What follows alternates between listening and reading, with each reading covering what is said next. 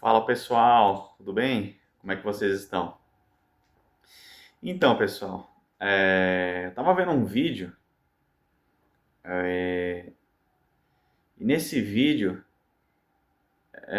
tinha uma moça que estava tendo algumas reações por conta da presença de Deus. Então eu fui olhar os comentários desse vídeo, era um corte rápido.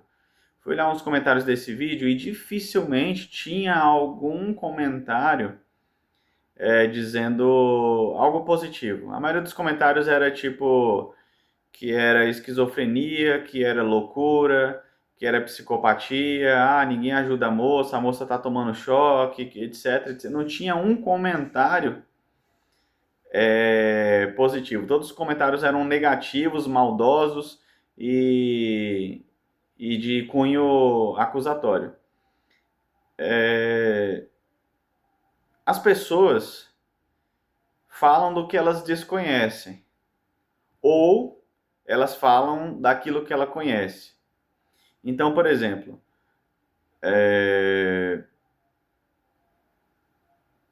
a pessoa que nunca teve uma experiência ou que nunca experimentou Deus de um modo, ou que passou a vida inteira, por exemplo, sem escutar Deus, o que ela faz? Ela nega quando aparece alguém que já tenha escutado Deus, nega que Deus não age de tal maneira porque nunca agiu com ela dessa maneira. Então a tendência do ser humano é essa. O modo como ele vive, ele se movimenta e ele conhece Deus é um padrão. Então o que foge daquele padrão é irreal, é mentiroso e passível dela acusar. Então a maioria do ser humano é desse modelo. Ele é rápido, ele é pronto em acusar, em agir. Então o que acontece? Era uma moça que estava tipo como se estivesse tremendo e todo mundo falando que ela era psicopata, descontrole emocional. Então, olha só, lá em Atos, o que estavam acusando Pedro e os apóstolos ali em Pentecostes?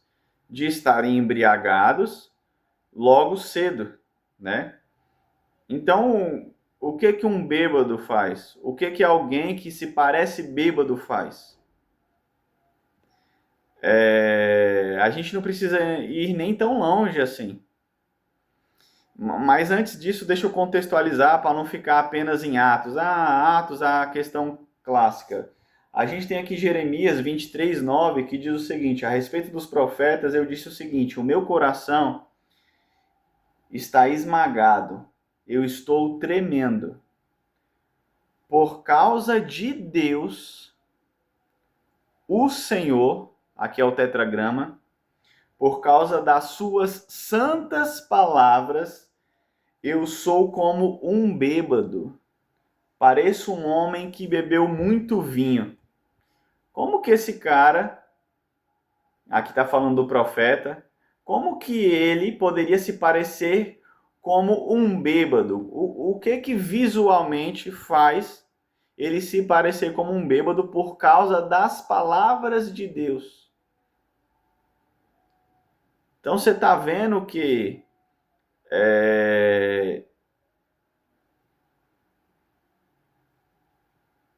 o poder de Deus, a presença de Deus, ele produz alguma coisa.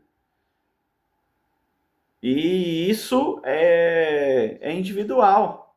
Se o carinha fica só assim, ó, eu não posso julgar.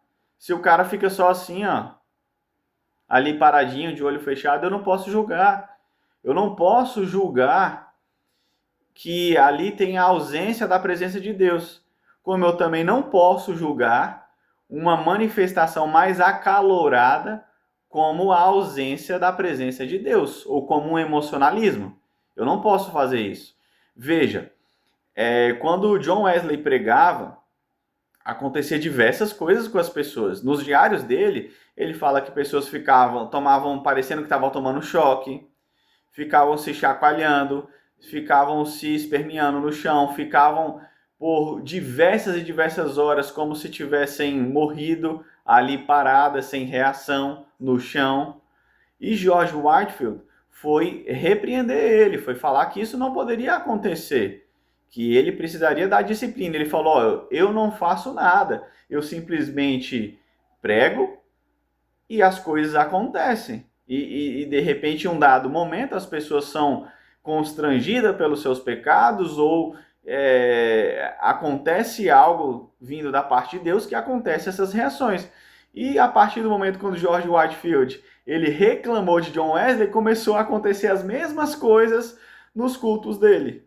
Então veja, pessoal, não é algo do século 21, não é algo desse tempo, de apostasia, dessa era, é algo que já acontecia com George Whitefield, com John Wesley, e a gente vê relatos do Novo Testamento e do Antigo Testamento.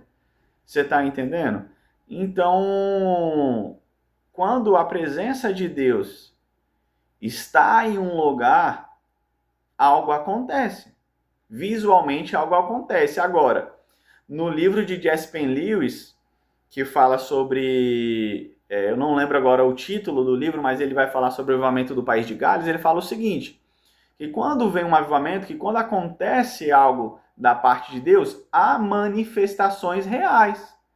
Porém, Satanás se aproveita de corações que estão propensos a ele e produz as mesmas manifestações. Então, por exemplo, está um avivamento, está acontecendo uma manifestação real e está acontecendo uma manifestação mentirosa igual. Então não tem diferença, entendeu? Então, pelo visual, você não consegue julgar. E é impossível de você julgar, porque a manifestação ela é igual. O que diferencia, então? O discernimento de espírito. Então, isso é o que os discípulos tinham. Muitas das vezes aconteciam manifestações e eles repreendiam.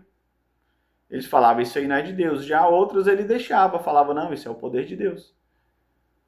Então, pelos olhos naturais, as pessoas julgam ou o que elas conhecem, né, ou o que elas desconhecem. Os dois têm sentido. O que elas desconhecem porque elas nunca experimentaram, ou o que elas conhecem porque é baseado somente naquilo que elas experimentaram. Então elas fazem julgamentos muito rápidos. Então, assim, isso me deixa revoltado. O cara nunca experimentou Deus, nunca escutou a voz de Deus e ele fala que é mentira, entendeu? Isso me deixa maluco. Então é isso, grande abraço.